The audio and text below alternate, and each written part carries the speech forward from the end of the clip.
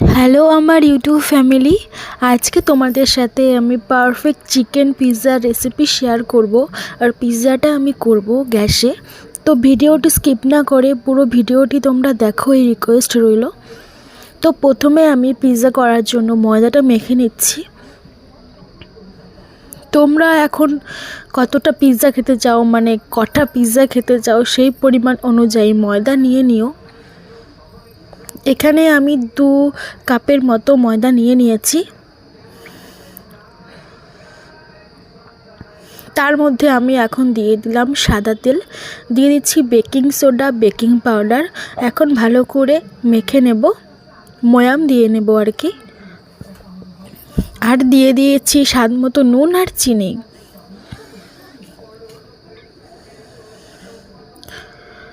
তো সব কিছু ভালোভাবে মিশিয়ে নিতে হবে।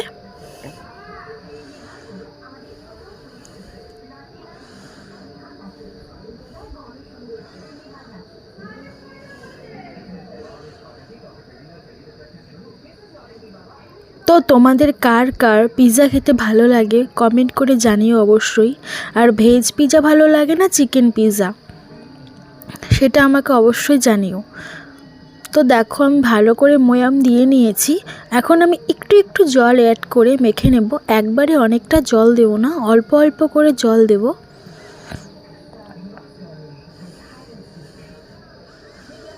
আমার তো চিকেন পিৎজাই ভালো লাগে, আমার ভাইয়েরও তাই।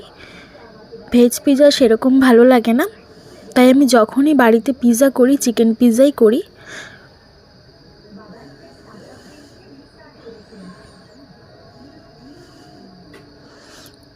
তো দেখো আমি অল্প অল্প করে জল দিয়ে ভালো করে মেখে একটা ডো তৈরি করে নিয়েছি। এখন আমি 2 ঘন্টার মতন রেখে দেব। তোমাদের কাছে সময় কম থাকলে তোমরা 1 ঘন্টা বা আধা ঘন্টাও রেখে তারপর করতে পারো।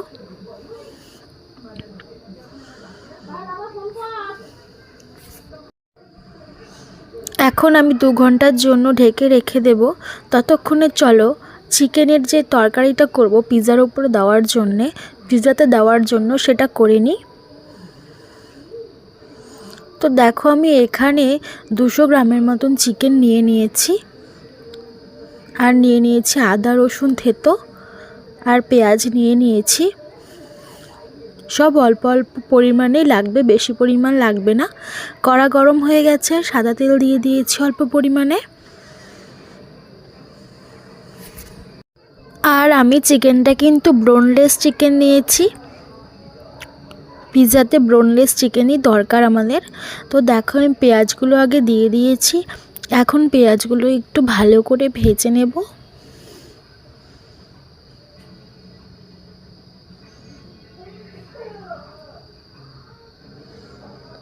পেঁয়াজগুলো আমার ভাজা হয়ে গেছে, এখন আমি চিকেনগুলো দিয়ে দিচ্ছি, দিয়ে ভালো করে ভেজে নেব।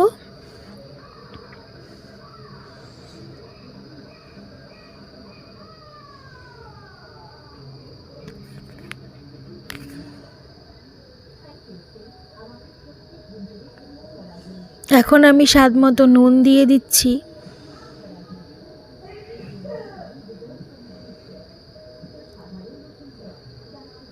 নুন দিয়েও ভালো করে একটু ভেজে নিতে হবে।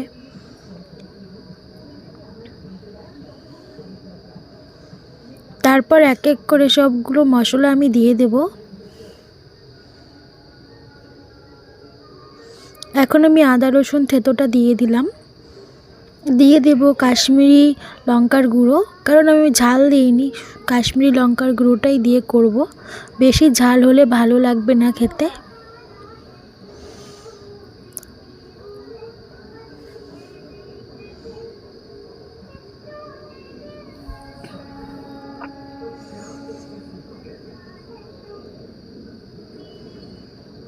খুব সুন্দর একটা স্মেল বেরিয়েছে সত্যি। তো এখন আমি কাশ্মীরি লঙ্কার গুঁড়োটা দিয়ে দিচ্ছি।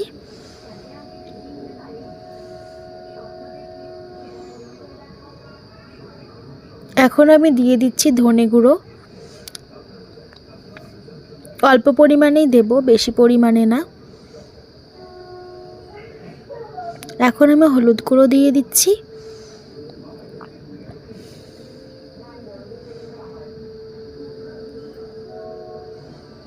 এই যে দেখো প্রায় হয়ে গিয়েছে। গ্যাসের আঁচটা একটু বাড়ানো ছিল, তাই একটু লেগে গিয়েছিল, পরে সেটা ঠিক করলাম একটু জল দিয়ে।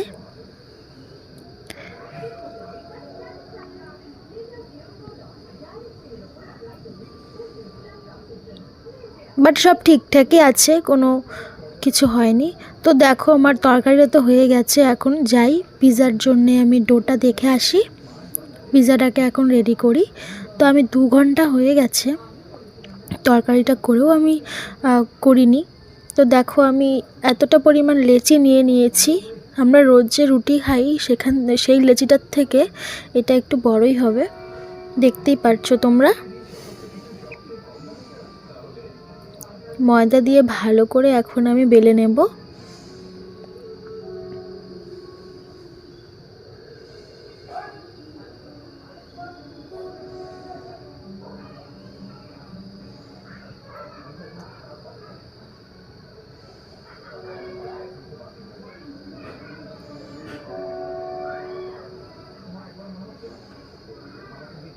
রুটির থিকনেসটা তোমরা দেখবে, ঠিক আছে? এই রুটিটা পাতলা হবে না, কিন্তু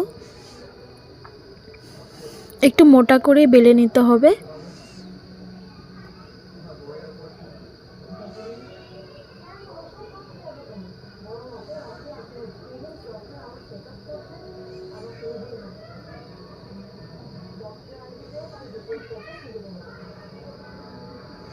আমি কিন্তু পারফেক্ট গোল রুটি করতে পারি না, তারপরেও চেষ্টা করি করার। আগে তো আরও পারতাম না, এখন তো তাও পারি আর কি। তো দেখো বেলে নিয়েছি আমি। দেখো রুটি থিকনেসটা তোমরা এরকমভাবে করতে হবে। এখন আমি কাঁটা চামচ দিয়ে এরকম করে নেব, নয়তো পিৎজাটা ফুলে যাবে, ভাগ ভাগ হয়ে ফুলবে না, তাহলে দেখতে ভালো লাগবে না। ফুটো করে দিতে হবে এরকম করে সবটা রুটির মধ্যে।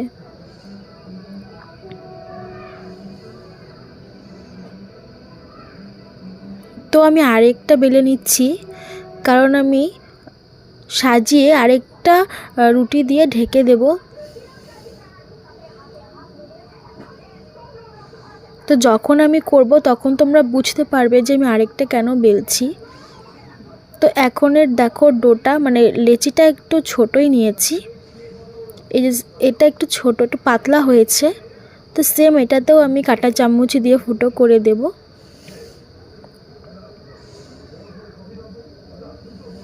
আমরা যে দোকানে পিৎজা খাই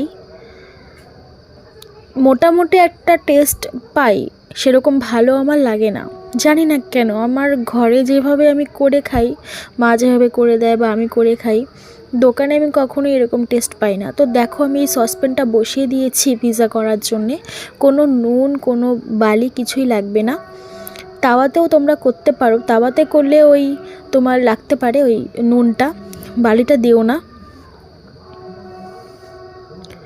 তো দেখো এখন আমি পিৎজাটাকে সাজাচ্ছি। পিৎজার ওপরে আমি দিয়ে দিলাম এখন পিৎজা সস, যেটা মেন উপকরণ, পিৎজা সস ছাড়া তো হবেই না। তো পিৎজা সসটা কিন্তু বাড়িতেও বানানো যায়, কিন্তু এটা কেনা।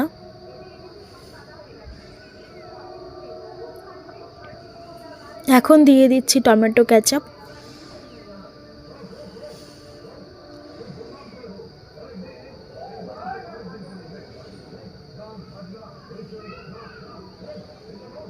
এখন আমি সাজিয়ে দেব ক্যাপসিকাম পেঁয়াজ সব কিছু দিয়ে। মেয়োনিজও দিয়ে দিলাম।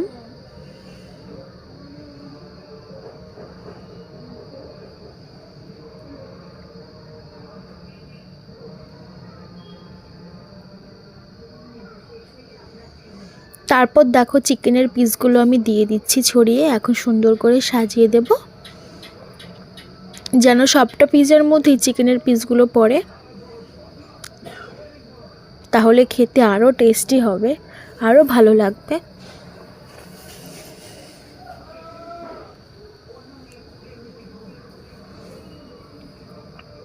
এই যে আমি এখন ক্যাপসিকাম দিয়ে সাজিয়ে দিচ্ছি।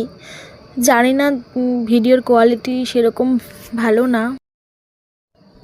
আমি জানি না তোমাদের কাছে ভিডিওটা কীরকম লাগছে, কারণ আমি একাই করছি তো, এক হাত দিয়ে ধরে ধরে, তাই জানি না কীরকম বা দেখতে পাচ্ছ তোমরা। তো চিজ দিয়ে দিয়েছি দেখো সবার লাস্টে সাজিয়ে। তারপর ওই যে আরেকটা লেচি করে রেখেছিলাম সেটা ওপরে দিয়ে দিলাম, দিয়ে আবার সেম প্রসেসে সেটা তো চিকেন, ক্যাপসিকাম, পেঁয়াজ, চিজ দিয়ে আমি ভালো করে সাজিয়ে নিয়েছি। এই যে দেখো আমার সসপ্যানটা গরম হয়ে গিয়েছে, এখন আমি পিৎজাটা দিয়ে দেব। আমার এই সসপ্যানটা খুব ভালো লাগে, এটাতেই আমি কেক, পিৎজা বানিয়ে থাকি। ভালো হয় আর কি খুব, এটাতে কেকও বেক খুব ভালো হয় আর পিৎজাও। তো কিছুক্ষণ পরে আমি খুলে তোমাদের দেখাচ্ছি। দেখো কি সুন্দর ফুলেছে না, ভাগ ভাগ হয়ে, দেখতে কত সুন্দর লাগছে। তো আমার কাছে এই সবুজ ক্যাপসিকামটাই ছিল, অ্যাভেলেবেল ছিল ঘরে, আর পেঁয়াজ ছিল। তোমরা চাইলে রেডটা, তারপরে ইয়েলো একটা পাওয়া যায়, সেটা দিয়ে করলে আরও বেশি ভালো লাগবে দেখতে। তো দেখো এটা কিন্তু এখন একদমই হয়ে গেছে, রেডি একদম। পিৎজাটা একদম রেডি, এখন শুধু নামিয়ে খেয়ে নেওয়ার পালা। তো তোমরাই বলো কোনটা বেশি ভালো লাগলো তোমাদের, দোকানেরটা না বাড়িরটা, বলো তো। আমার কিন্তু সব সময় বাড়ির পিৎজা খেতেই ভালো লাগে, দোকানেরটা আমার একদমই ভালো লাগে না, জানি না কেন। আমি শিলিগুড়িতে গিয়েও খেয়েছিলাম, আমার তবুও ভালো লাগে না। শিলিগুড়িতেও খেয়েছিলাম, নাম উল্লেখ করবো না, থাক, যাই হোক, আমার ভালো লাগেনি। কোথায় খেয়েছি নামটা নাই বললাম। তো যাই হোক, আমার তো পিৎজা রেডি, আর সত্যি অনেক টেস্টি হয়েছে খেতে। তোমাদের যদি আমার এই ভিডিওটি ভালো লেগে থাকে অবশ্যই লাইক, কমেন্ট, সাবস্ক্রাইব করে আমার পাশে